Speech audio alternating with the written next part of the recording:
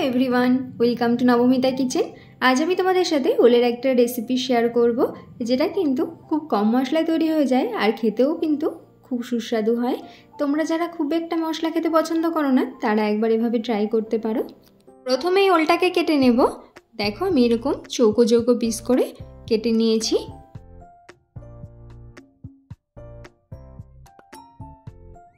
এবার একটা পাত্রে নিয়ে নিয়েছি খানিকটা জল।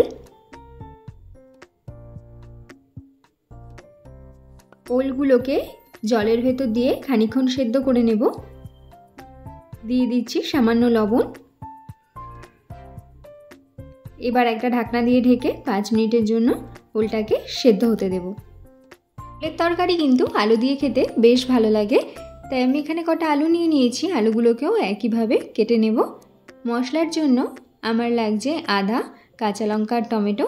মশলাগুলোকে একটু কেটে নিচ্ছি।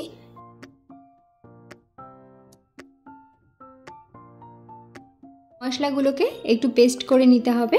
দেখো একটা মিক্সিং জারের ভেতর মশলাগুলোকে নিয়ে নিচ্ছি পেস্ট করার জন্য।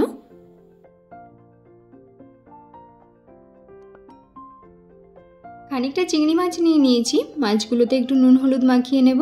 তোমরা চাইলে কিন্তু চিংড়ি মাছ ছাড়াও করতে পারো। এদিকে ওলটাও সেদ্ধ হয়ে গেছে, তোমাদের সাথে একবার শেয়ার করব। দেখো খুব বেশি সেদ্ধ কিন্তু করিনি, তোমরা দেখে বুঝতে পারছো। এবার ওলটাকে আমি জল ঝরিয়ে নিচ্ছি।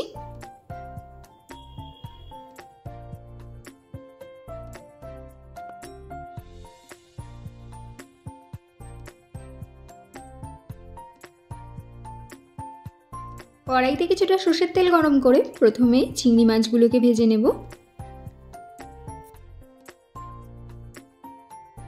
মাছগুলো ভাজা হয়ে গেছে, ওই তেলেই আমি ওলটাকেও ভেজে নেব।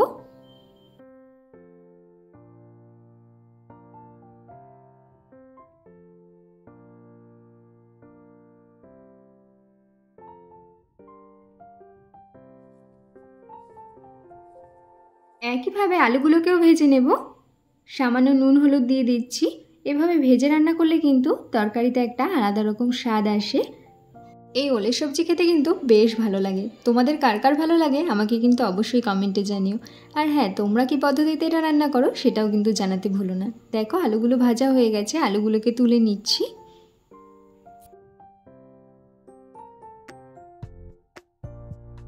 ফোড়নের জন্য আমি এখানে কিছু মশলা নিয়েছি। 1 চামচ জিরে আর কিছুটা গরম মশলা, তার সাথে কয়েকটা গোলমরিচও নিয়েছি। এবার জিরে বাদে বাকি মশলাগুলোকে আমি একটু কুটে দিচ্ছি, তাহলে খুব সুন্দর একটা গন্ধ আসে। টোটাল মশলাগুলোকে অ্যাড করে দিচ্ছি। খানিকক্ষণ ভেজে নিয়ে পেস্ট করা মশলাটা দিয়ে দেবো। এবার মশলাটাকে কিন্তু খুব ভালো করে কষাতে হবে। মশলা কষানোর উপর কিন্তু সবজির স্বাদ অনেকটা নির্ভর করে। মশলাটা কষে গেছে, এবার দিয়ে দিলাম নুন হলুদ, জিরের গুঁড়ো আর ধনের গুঁড়ো। সামান্য জল দিয়ে মশলাটাকে আরও খানিকক্ষণ নেড়ে চেড়ে দিয়ে দেবো পরিমাণ মতো জল। এখানে আমি 1 বাটি জল ইউজ করেছি আর জলটা কিন্তু একটু উষ্ণ গরম জল দিয়েছি। এবার খুব ভালো করে জলটার সাথে মশলাটাকে মিশিয়ে নেব। ঝোলটাকে একটু ফুটতে দেব। ঝোলটা দেখো ভালোভাবে ফুটে উঠেছে। এবার ভেজে রাখা সবজিগুলোকে অ্যাড করে দিচ্ছি।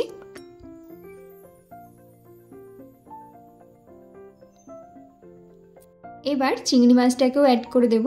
এই চিংড়ি মাছের গন্ধ যখন সবজির সাথে মিশে যাবে তখন কিন্তু খেতে সবজিটা অনেক বেশি ভালো লাগবে। এবার 5 মিনিটের জন্য ঢাকনা দিয়ে ঝোলটাকে একটু ফুটতে দিয়েছি। 5 মিনিট পর দেখো ঢাকনা তুলে নিচ্ছি। দিয়ে দিচ্ছি সামান্য চিনি। চিনিটাকে সবজির সাথে খুব ভালো করে মিলিয়ে নিয়ে সব শেষে দিয়ে দেবো গরম মশলা আর 1 চামচ ঘি। এটা কিন্তু স্কিপ করো না, এটা অবশ্যই ইউজ করো, তাহলে সবজিটা কিন্তু খেতে আরও অনেক বেশি সুন্দর হয়ে যাবে। এখানে আমার রেসিপি কিন্তু তৈরি হয়ে গেছে। দেখো গরম ভাতের সাথে কিন্তু খেতে অসাধারণ লাগে। তোমরা অবশ্যই একবার ট্রাই করে দেখো আর আমাকে কমেন্টে জানিও। আজকের রেসিপিটা তোমাদের কেমন লাগলো সেটাও কিন্তু জানাতে ভুলো না। ভালো লাগলে প্লিজ একটা লাইক শেয়ার করে দিও।